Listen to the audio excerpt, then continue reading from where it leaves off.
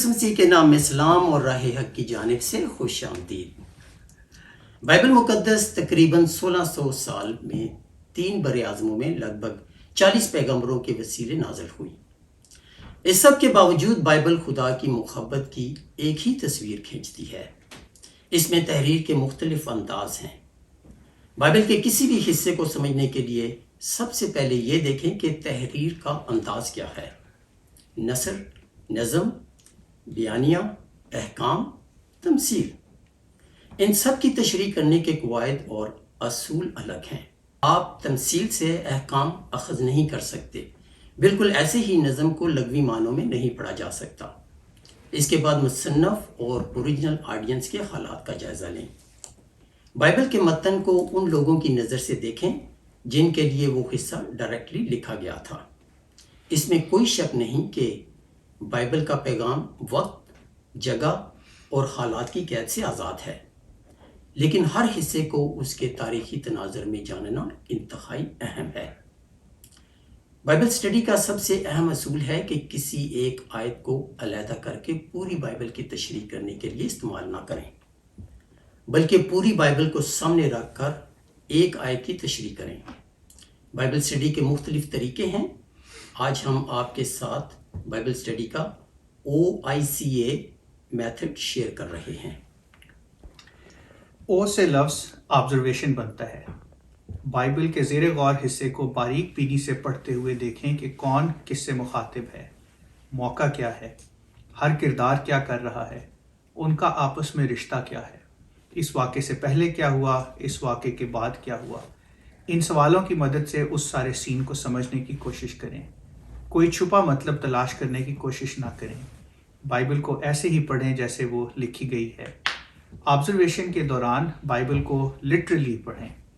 مثال کے طور پر ہم کرسمس پر اکثر ایک گیت گاتے ہیں، ہم 3 بادشاہ مشرق سے ہیں۔ جب آپ متی کی انجیل کا 2 باب پڑھیں تو وہاں لکھا ہے کہ کئی مجوسی یسوع کو دیکھنے آئے۔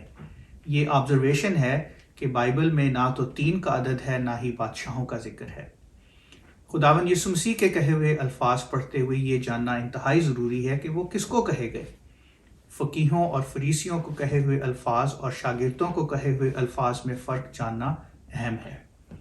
ایوب کی کتاب کو کوٹ کرتے وقت یہ ضرور دیکھیں کہ یہ الفاظ ایوب کے ہیں، اس کے 3 دوستوں میں سے ایک کے، یا خدا کے۔ خطیب اور مخاطب کو پہچاننے سے آپ کسی بھی آیت یا پیراگراف کو بہتر طور پر جان جائیں گے۔ آبزرویشن کے ذریعے آپ اپنی ذاتی رائے اور خیالات سے آزاد ہو کر بائبل کو آبجیکٹیولی پڑھنے کے قابل ہو جائیں گے۔ آئی سے لفظ انٹرپریٹیشن ہے۔ اب آپ بائبل کے اس حصے کو اصل قاری یعنی اوریجنل آڈینس کے نقطہ نظر سے پڑھیں۔ جب پولس رسول کا خط کلسیوں کی کلیسیا کو ملا تو ان کے کیا حالات تھے؟ اس خط کو پڑھتے ہوئے ان کے ذہن میں کیا خیالات تھے؟ کیا اس خط میں ان کے لیے کوئی خاص احکام تھے؟ کسی بات کے لیے ان کی حوصلہ افزائی کی گئی؟ کسی بات کی ممانعت کی گئی؟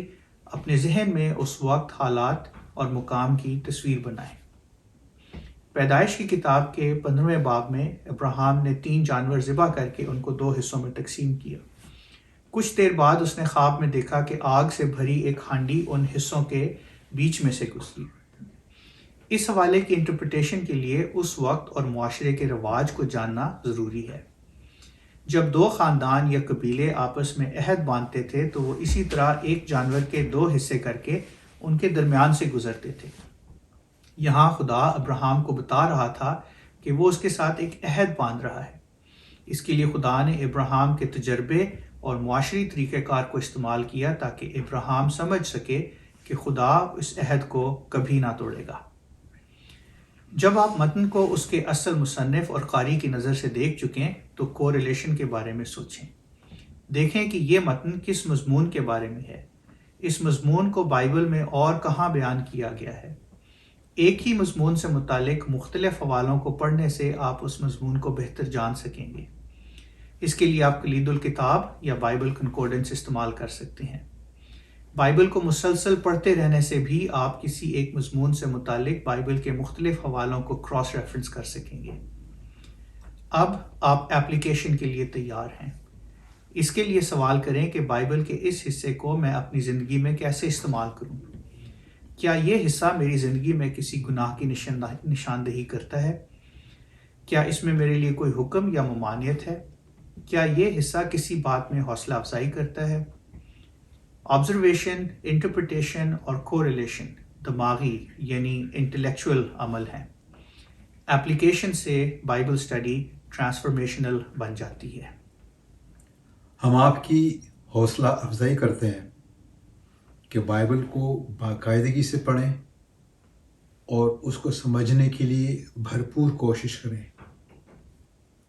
یاد رکھیں کہ بائبل کی تشریح کا اصول ہے کہ ایک آیت یا باب کو پوری بائبل کی روشنی میں دیکھیں، نہ کہ ایک آیت یا باب کو پوری بائبل کی جگہ دے دیں۔ ہماری دعا ہے کہ آپ کلام مقدس کی سمجھ اور علم میں بڑھتے جائیں اور یوں آپ کی زندگی کے وسیلے خدا کے نام کو جلال ملے۔ آمین۔ معزز ناظرین، اپنی آراء اور سوالات ہمیں info@rahehaq.org پر بھیجیں۔